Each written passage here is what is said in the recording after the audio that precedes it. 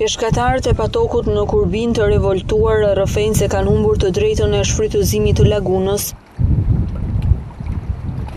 Sipas tyre, pas 14 vitesh që kanë formuar kooperativën e përbashkët të peshkatarëve, një firmë fantazëm ka dalë fituese e tenderit të zhvilluar disa ditë më parë. Ata akuzojnë se pas kompanisë fituese qëndrojnë njerëz të lartë të politikës, ndërsa thonë se i kanë shkruar edhe kryeministrit për ta vënë në dieni të situatës. Se të vesh një shpallë, të marrësh punën njëjtë si 100 vjeçare, mos beqenisë me vuas datën kur e shpall, kjo se duhet ishte normale. Pas 95 pikë themeluar 2 muaj përpara.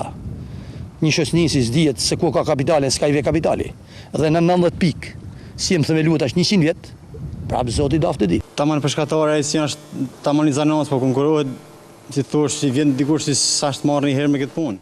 Përfaqësuesi i peshkatarëve të Patokut i ka bërë apel edhe ministrit të bujqësisë që të rishihet mënyra e tenderimit të shfrytëzimit të lagunës. Me marrë 50 vjet, 100 vjet në qafë, por si kam menuar se aty është i vend i drejt, i vend i sinqert, edhe nuk më bëhet kjo e padrejtësi. Me anë të peshkimit në lagunën e Patokut janë 10 familje të cilat të ardhurat e tyre i sigurojnë nga ky profesion.